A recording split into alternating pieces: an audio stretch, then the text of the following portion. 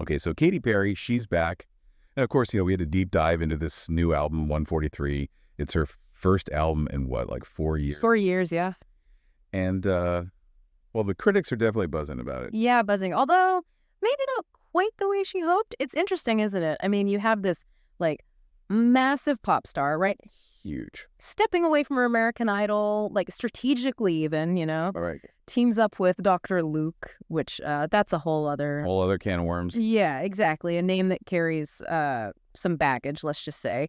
And then the album title, 143, it just screams like 90s nostalgia. You'd think it would be fireworks and confetti. Total celebration. The comeback we've all been waiting for. Right. But instead, it's like, I don't know, lukewarm tea and a few puzzled looks. Yeah, even Forbes, who, they called the album long-awaited, but even they seemed a little, I don't know. Hesitant. Hesitant's the word. Yeah. And it gets harsher, believe it or not. How does it? Oh, yeah. The Independent, they just went there, called it painfully dated and out of touch. Yeah, ouch. Which, for an artist who's, like, built her entire career on being a pop culture chameleon. Right.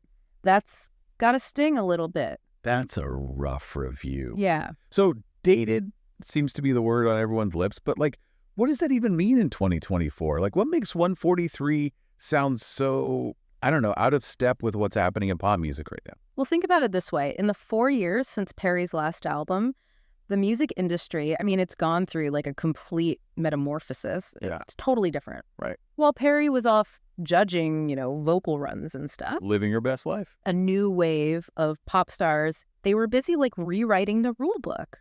People like Charlie XCX, Chappell Roan, I mean, they're doing things differently. Okay, so what are these new rules then? What are they doing that's so different? It's a shift towards like a more DIY experimental sound, less polished pop anthems, more raw, like confessional lyricism.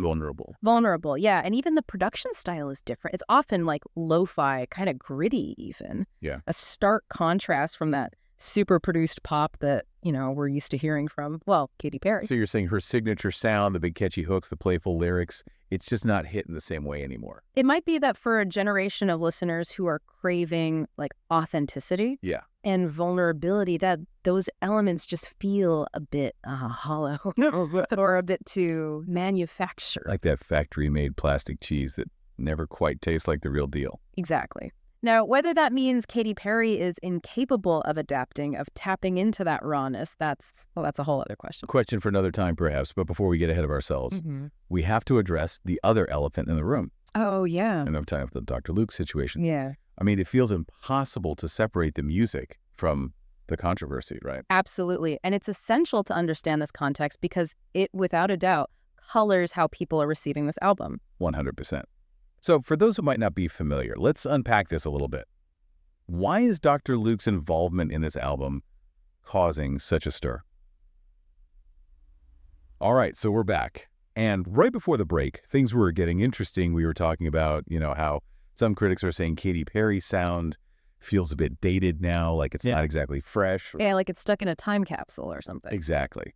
But then on top of that, there's this whole other layer of, controversy. Yeah, we can't just ignore that. No, definitely not. I mean, we're talking about Dr. Luke's involvement in the album. Right, which, let's be honest, it's a lot to unpack. Yeah. And it makes it hard to just, listen to the music without thinking about it. It really does. It feels like a lot of the reviews are focusing more on the who behind the music rather than the music itself.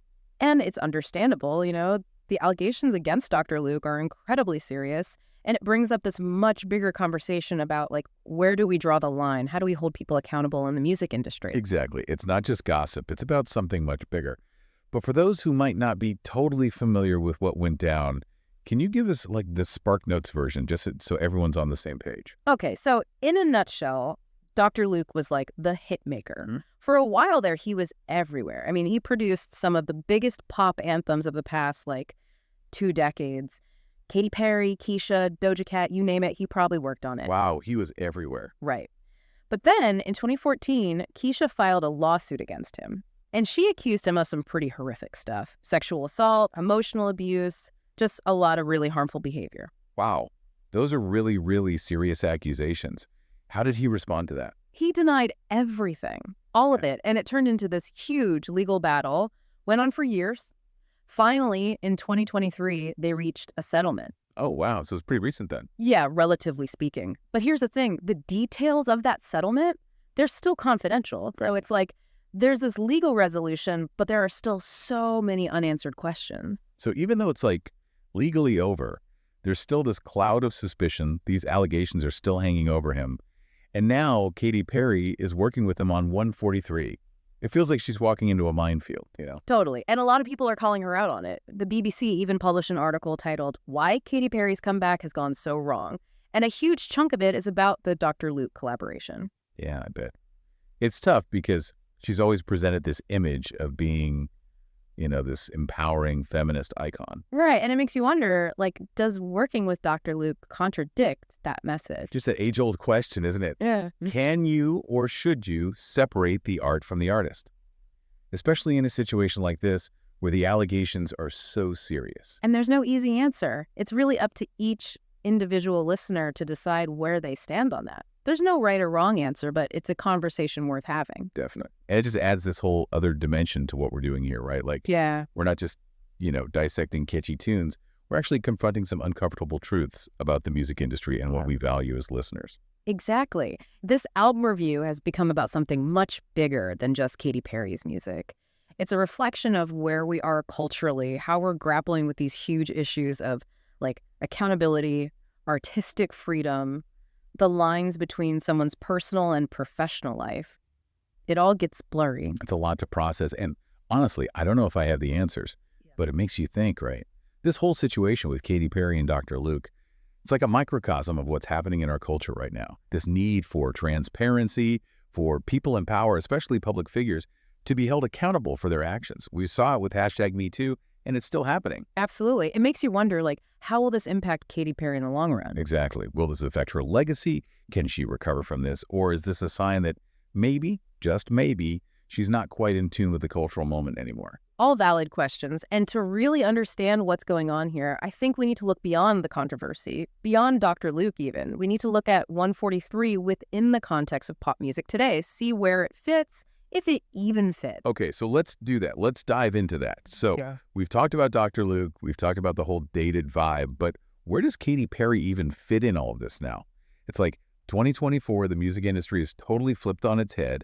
So what happens to a pop star who built their entire career on being, well, Katy Perry? It really makes you think, doesn't it? And it's not just her, you know? It's like a whole generation of those late 2000s, early 2010s pop stars. Back then, it was all about being larger than life, selling that fantasy. Right. Fireworks and sharks and like all that. Exactly. And it worked. But now, in a world of TikTok and like everyone just putting their deepest thoughts into a song, that super manufactured pop star thing can feel a little like that plastic cheese we talked about.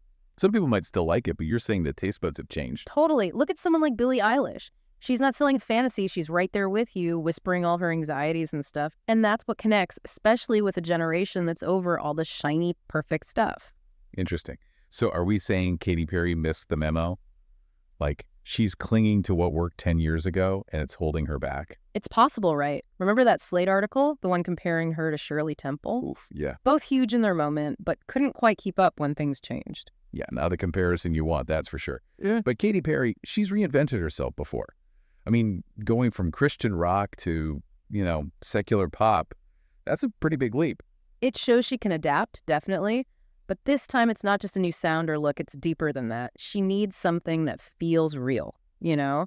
And right now, that's missing. So is it even possible? Can she make Teenage Dreamer for the TikTok generation? That's the million-dollar question. Can she take who she was, that polished pop star, and merge it with like a rawness, a vulnerability? I don't know. We'll have to see what she does next. That's the thing with these deep dives, right? We start with one question, like what's up with Katy Perry's new album? And we end up, I don't know, questioning everything. The music industry, cultural shifts, what it even means to be a pop star in 2024. It's a lot. That's the point, right? It's about looking deeper. Exactly. So what's the answer? What's the verdict on Katy Perry? I think we'll leave that to you, the listeners. But one thing's for sure, in a world that's constantly moving, staying relevant, staying authentic, that's the real challenge. And that's true for all of us, not just pop stars. Anyway, thanks for joining us for this deep dive. Until next time.